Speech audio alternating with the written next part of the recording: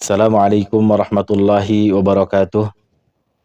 Alhamdulillahil barir rahim, al-wasi'il alim, dzil fadlil azim, wa afdhalus salati wa attammut taslim ala sayyidina Muhammadin nabiyil karim, al-munazzali alaihi fi dzikril hakim, wa innaka la'ala khuluqin azim, wa ala alihi wa ashabihil kirami juwarihi fi darin na'im, amma ba'du. Allahumma la sahla illa ma ja'altahu sahla wa anta taj'alul hazna idza syi'ta sahla. Teman-teman yang dimuliakan Allah Subhanahu wa taala, pertama-tama marilah kita panjatkan puja dan puji syukur kehadirat Allah Subhanahu wa taala yang atas segala nikmatnya kita dimudahkan untuk senantiasa melakukan amal saleh, dan juga salawat serta salam marilah kita limpah curahkan kepada baginda Nabi Muhammad sallallahu alaihi wasallam, kepada keluarganya, para sahabatnya, dan kepada seluruh umatnya, yang mudah-mudahan kita termasuk umatnya yang senantiasa istiqomah menjalankan sunnah-sunnah yang telah beliau ajarkan kepada kita semua. Allahumma amin. Teman-teman yang dimuliakan Allah Subhanahu wa taala, pada kesempatan kali ini seperti biasa kita akan melanjutkan pembahasan tentang tafsir mukhtasar atau mukhtasar di tafsir Al-Qur'anil Karim. Ya, sebagaimana yang sudah kita bahas, pembahasan surat Al-Fatihah ayat pertama dan juga ayat kedua. Dan pada kesempatan kali ini kita akan membahas ayat yang ketiga. Ya, langsung saja kita mulai kepada pembahasannya. Ya, dan ayat yang ketiga ini bunyinya adalah Ar-Rahmanir Rahim. Ar-Rahmanir Rahim artinya sebagaimana yang kita ketahui, yang Maha Pengasih dan yang Maha Penyayang. Nah, kita masuk kepada tafsirnya. Tafsirnya di sini Tsana'un 'ala Allah Ta'ala ba'da hamdihi fil ayatis sabiqah. Ya, yaitu sanjungan kepada Allah Subhanahu wa taala setelah kita memujinya pada ayat sebelumnya. Nah, jadi tafsirnya sangat singkat sekali di sini, ya, akan tetapi nanti kita perluas pembahasannya. Tapi tafsirnya di sini menyebutkan sana'un 'alallahi ta'ala. Jadi ini adalah sanjungan kepada Allah Subhanahu wa taala setelah kita memujinya, yaitu pada ayat alhamdulillahirabbil alamin, lalu kemudian dilanjutkan dengan Ar-Rahmanir Rahim. Jadi alhamdulillahirabbil alamin adalah pujian kepada Allah Subhanahu wa taala. Ar-Rahmanir Rahim juga kurang lebih pujian, ya, atau sanjungan kepada Allah Subhanahu wa taala. Sebagaimana kata Allah Subhanahu wa taala dalam hadis qudsi, idza qala al-'abdu, apabila seorang hamba membaca Ar-Rahmanir Rahim, kata Allah Subhanahu wa taala, asna 'alayya 'abdi, ya, hambaku menyanjungku. Artinya ketika kita mengucapkan atau membaca Ar-Rahmanir Rahim, kita sedang menyanjung Allah Subhanahu wa taala, bahwasanya Allah Subhanahu wa taala Ar-Rahman dan Ar-Rahim. Dan yang menariknya di sini adalah saking Allah Subhanahu wa taala, saking besarnya rahmat Allah Subhanahu wa taala, disebutkan yang pertama disebutkan 2 kali, Ar-Rahman dan Ar-Rahim. Sudah kita jelaskan perbedaan antara Ar-Rahman dan Ar-Rahim, ya, pada tafsir surat Al-Fatihah ayat yang pertama. Ya. Adapun di sini kita akan bahas bahwa Allah Subhanahu wa taala di dalam surat yang pertama dicantumkan di mushaf ini, Allah Subhanahu wa taala yang pertama kali Allah kenalkan sifatnya adalah sifat Ar-Rahman Ar-Rahim. Ya, ini mengandung pelajaran yang besar, bahwasanya ketika kita mengajarkan kepada orang lain tentang agama Allah Subhanahu wa taala, kita kenalkan kepada mereka bahwasanya Allah Subhanahu wa taala Ar-Rahman dan Ar-Rahim. Jangan langsung dikenalkan kepada mereka tentang syadidul iqab, syadidul azab, ya, betapa pedih siksanya atau keras siksanya dan seterusnya. Tapi Allah Subhanahu wa taala mengajarkan kepada kita, ya, yang pertama kali dikenalkan tentang Allah adalah Allah itu adalah Ar-Rahman Ar-Rahim. Ya, jadi saking besarnya rahmat Allah Subhanahu wa taala, Ar-Rahman Ar-Rahim, ya, adalah sifat Allah Subhanahu wa taala yang dikenalkan terlebih dahulu sebelum sifat-sifatnya yang lain. Itu menunjukkan bahwa betapa besarnya rahmat Allah Subhanahu wa taala terhadap hamba-hambanya. Begitu pula dakwah para nabi, para rasul, mereka membawa basyira wa nadhira, dalam Quran disebutkan. Mereka membawa basyira wa nadhira, mereka membawa kabar baik, ya, dan ancaman atau kabar yang buruk. Kabar baik misalkan contohnya, lahum jannatun tajri min tahtihal anhar, mereka akan diberikan surga yang mengalir sungai-sungai dan seterusnya. Diberikan motivasi yang baik agar supaya orang mau masuk kepada agama Islam, agar supaya orang mau beribadah dengan baik di dalam agama Islam tersebut. Nah, lalu kemudian apabila mereka masih menutup diri dari masuk Islam, atau mereka masih tidak mau beribadah kepada Allah Subhanahu wa taala, ya, maka baru kemudian diberikan kepada mereka nadhira atau ancaman. Ya, contoh misalkan sebagaimana firman Allah Subhanahu wa taala dalam surat Al-Bayyinah. Allah Subhanahu wa taala berfirman, "Innal ladzina kafaru min ahlil kitabi wal musyrikina fi nari jahannam khalidina fiha." Ya, sesungguhnya orang-orang kafir dari golongan ahli kitab dan orang-orang yang musyrik, ya maka tempatnya adalah di neraka jahanam, khalidina fiha, mereka kekal di dalamnya. Jadi setelah kemudian juga sebagaimana urutannya disebutkan basyiran wa nadhira, ya, basyiran wa nadhira. Jadi memberi kabar gembira lalu kemudian memberikan ancaman atau kabar yang buruk. Jadi Allah Subhanahu wa taala mengenalkan kepada kita sifat Allah Subhanahu wa taala yang Ar-Rahman Ar-Rahim, itu menunjukkan bahwa Allah Subhanahu wa taala lebih besar rahmatnya dibandingkan kemurkaannya. Ya sebagaimana juga Allah Subhanahu wa taala berfirman dalam hadis qudsi, Allah Subhanahu wa taala berfirman, "Inna rahmati taghlibu ghadabi." Ya sesungguhnya rahmatku mendahului kemurkaanku. Artinya Allah Subhanahu wa taala lebih mendahulukan rahmatnya dibandingkan kemurkaannya. Dan hal itu semua juga terbukti di dalam banyak hadis bahwasanya Allah Subhanahu wa taala ya mendahulukan kasih sayangnya atau mendahulukan rahmatnya dibandingkan kemurkaannya. Contohnya dalam hadis, ini dalam hadis qudsi juga ketika Allah Subhanahu wa taala berfirman dalam hadis riwayat Tirmizi, hadis ini hadis yang hasan. Allah Subhanahu wa taala berfirman, "Ya bena Adam, wahai anak Adam, innaka ma da'autani wa rajautani ghafartu lak." Ya sesungguhnya engkau apabila engkau berdoa kepadaku dan mengharap kepadaku, maka ghafartu lak, aku akan ampuni dosa-dosamu. Itu kata Allah Subhanahu wa taala. Ala makana minka wala ubali, dan aku tidak akan pedulikan lagi dosa-dosamu. Jadi ketika seorang hamba berdoa agar dosanya diampuni oleh Allah Subhanahu wa taala dan mengharap supaya dosanya dihapus oleh Allah Subhanahu wa taala, maka Allah akan hapus dan Allah tidak akan pedulikan lagi dosa-dosanya tersebut. Ya. Lalu kemudian ya bena Adam, Allah Subhanahu wa taala melanjutkan firman-Nya, wahai anak Adam, lau balaghat dzunubuka ananas sama, jika seandainya dosamu setinggi langit. Jika seandainya dosamu begitu banyak setinggi langit, ya, tsummastaghfartani ghafartu lak. Lalu kemudian engkau meminta ampun kepadaku, maka akan aku ampuni. Meskipun dosanya setinggi langit tadi. Luar biasa. Lalu kemudian Allah Subhanahu wa taala, ya bena Adam, wahai anak Adam, innaka law ataitani biqurabil ardi khataya. Ya, wahai anak Adam, ya jika seandainya kamu datang kepadaku membawa dosa seluas bumi, jadi begitu banyak dosa-dosanya seluas bumi, tsumma laqitani, lalu kemudian kamu datang kepadaku, kamu bertemu dengan aku, la tusyriku bi syai'a, dalam keadaan tidak berbuat syirik atau tidak menyekutukanku dengan sesuatu apapun, la ataituka bi qurabiha maghfirah, kata Allah Subhanahu wa taala, aku akan datang kepadamu memberi ampunan sebesar itu pula. Jadi ketika seorang hamba yang melakukan banyak dosa sehingga dosanya itu sebesar atau seluas bumi, lalu kemudian Allah Subhanahu wa taala akan mendatangkan ampunan seluas bumi pula. Ya di sini menunjukkan bahwa kasih sayang Allah Subhanahu wa taala begitu luas, ya. Meskipun tadi disebutkan apabila seorang memiliki dosa setinggi langit atau seluas bumi, ya maka dosa-dosa tersebut apabila dia berdoa minta ampun kepada Allah Subhanahu wa taala, dosa-dosanya akan diampuni oleh Allah Subhanahu wa taala. Jadi Allah Subhanahu wa taala rahmatnya sangat luas kepada hamba-hambanya.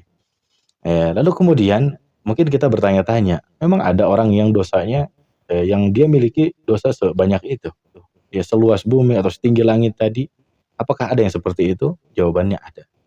Sebagaimana juga dalam hadis Allah Subhanahu wa taala juga berfirman dalam hadis qudsi, hadis ini adalah hadis riwayat Imam Muslim. Allah Subhanahu wa taala berfirman, "Ya ibadi, wahai hamba-hambaku, innakum tukhti'una bil-laili wan-nahar." Sesungguhnya kalian melakukan maksiat siang dan malam.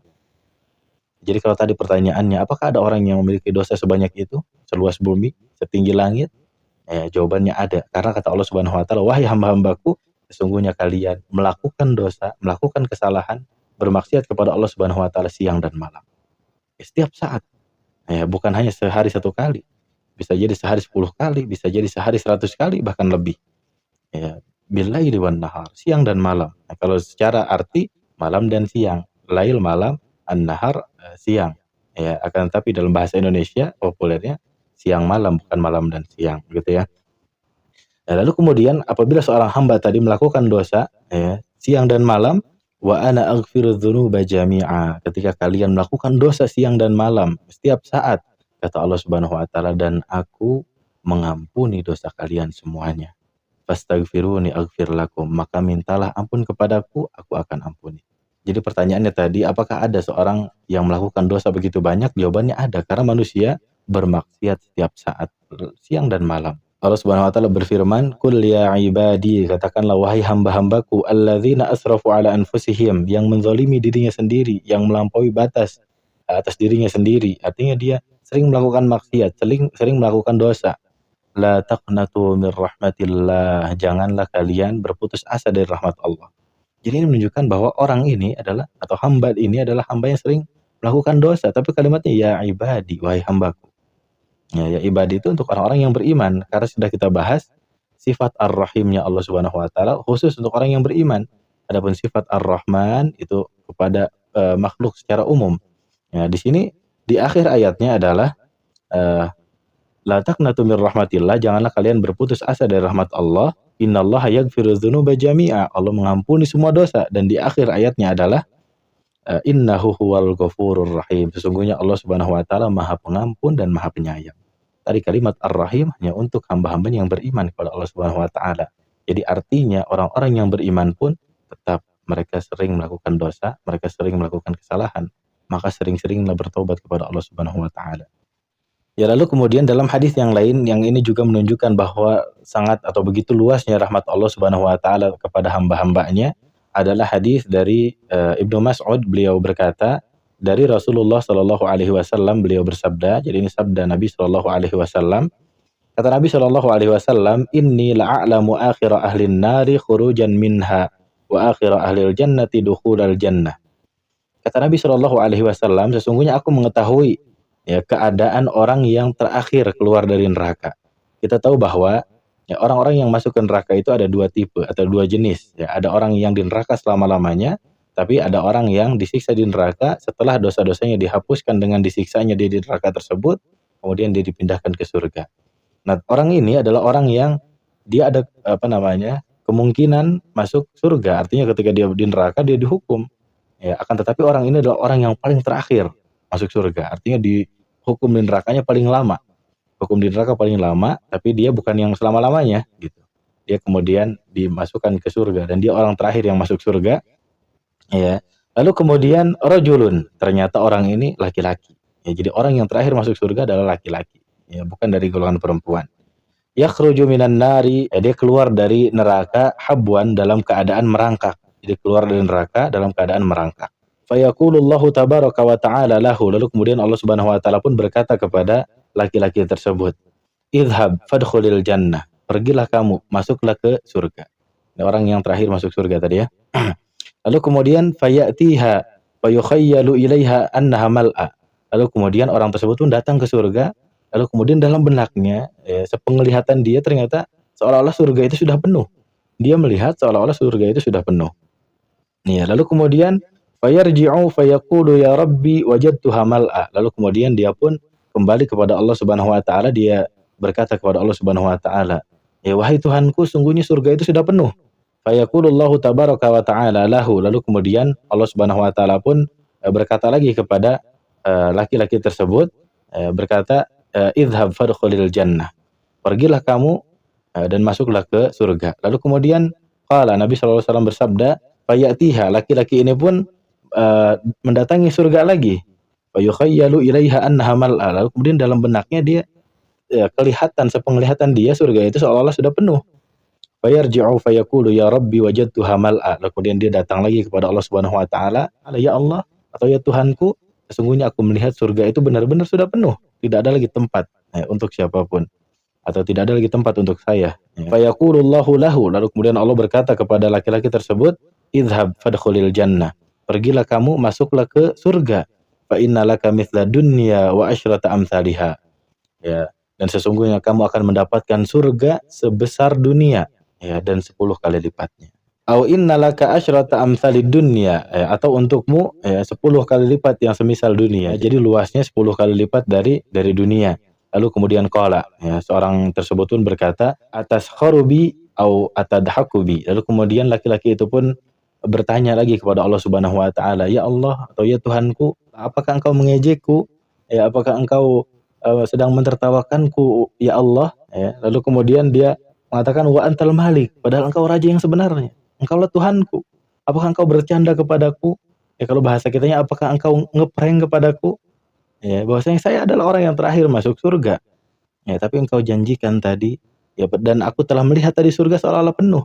Sementara engkau menjanjikan aku akan mendapatkan surga yang 10 kali lipat daripada dunia. Apakah itu benar? Ya seolah-olah begitu.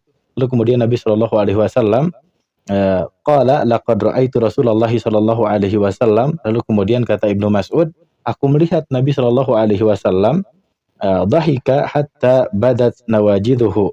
Aku melihat Nabi Shallallahu alaihi wasallam tertawa sampai terlihat gigi geraham beliau, ya gigi bagian belakang sampai terlihat.